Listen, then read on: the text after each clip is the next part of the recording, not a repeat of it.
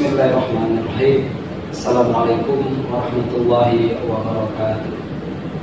Innal hamdalillah nasta'inuhu wa nastaghfiruh wa na'udzu billahi min shururi anfusina wa min sayyiati a'malina. Man yahdihillahu fala mudilla lahu wa may yudlil fala hadiya lahu.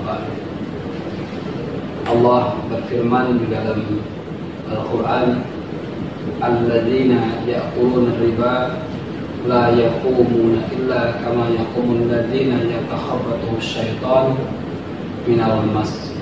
Dzalika bi annahum qalu innamal bai'u mislul riba wa ahallallahu al-bai'a wa harrama riba. Shadaqallahul adzim. Para pemirsa Kuliner Ramadan Fakultas Ekonomi dan Bisnis Islam yang berbahagia, pada kesempatan ini kami ingin menyampaikan beberapa hal terkait dampak buruk dari riba. Sebagaimana kita ketahui, riba diartikan sebagai kelebihan atau al-fadl atau az-ziyadah. Di dalam ayat Al-Quran yang baru saja kita sebutkan tadi, ada beberapa hal yang bisa kita sampaikan. Yang pertama, kondisi orang yang memakan riba, itu yang pertama. Kemudian yang kedua adalah kondisi mereka yang memakan riba itu karena apa? Karena mereka mengatakan bahwa jual beli itu sama dengan riba. Yang ketiga, yang paling penting adalah bahwa Allah sudah mengatakan bahwa riba itu haram dan jual beli itu halal. Wa ahallallahu al-bai'a wa harrama riba.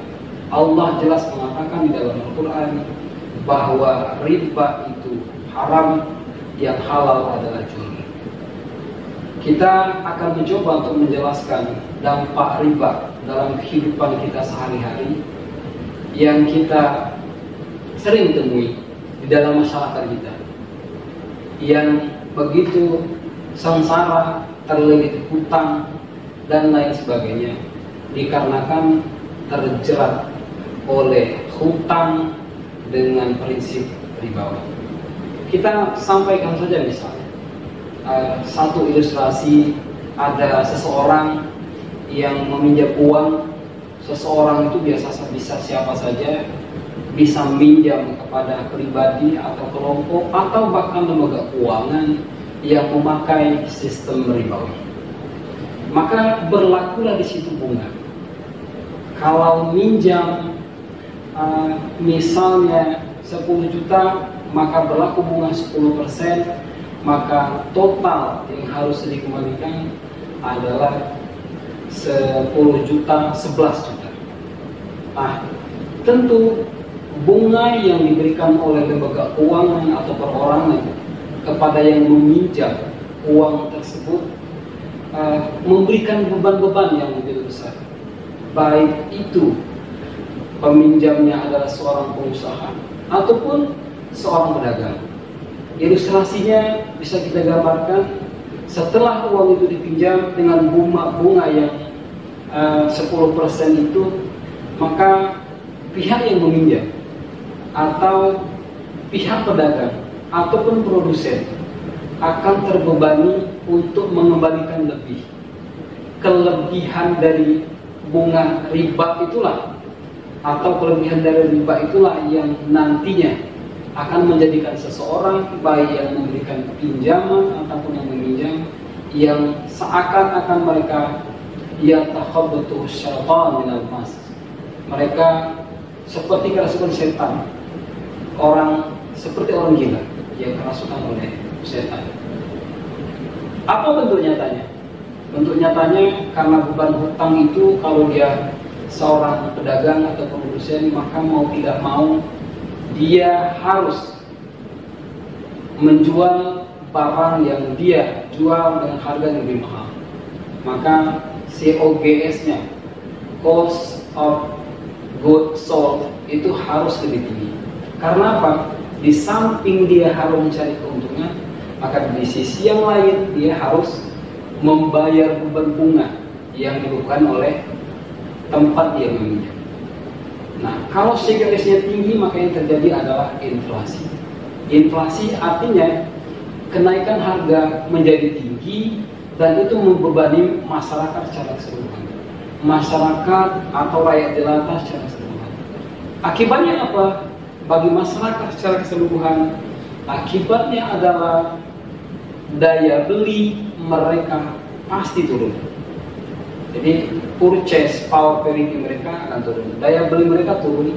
Karena apa?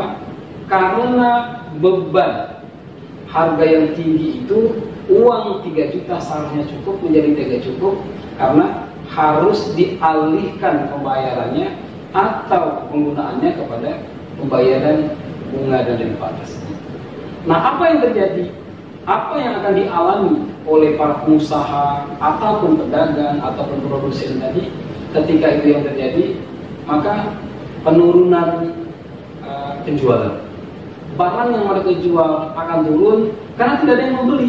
Kenapa tidak ada yang membeli? Karena yang membeli daya belinya turun. Apa akibatnya? Maka kemampuan dia untuk membayar ke bank ataupun kepada perorangan atau kelompok itu juga akan turun. Yang sering kita kenal dalam dunia perbankan, NPL atau NPL, non performing financing. Jadi pembiayaan yang macet. Bapak Ibu sekalian, pemirsa Kuliner Ramadan Fakultas Ekonomi dan Bisnis Islam yang berbahagia, dari beberapa hal yang kami sampaikan tadi, bisa kita ambil kesimpulan bahwa kesengsaraan bukan hanya pribadi ataupun kelompok yang diakibatkan oleh riba, oleh bunga tersebut, namun dampaknya secara makro bisa berdampak kepada sebuah negara yang menggunakan instrumen hutang misalnya yang berbasis bunga.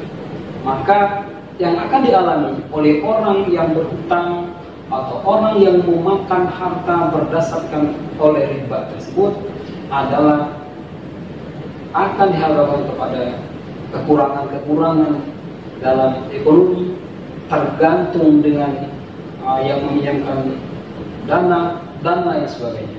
Nah, dampak ekonomi itu bisa dikatakan bahwa kesengsaraan yang didapati, yang dirasakan oleh banyak orang, baik pribadi atau berkelompok atau bahkan negara, karena terjebak oleh hutang riba.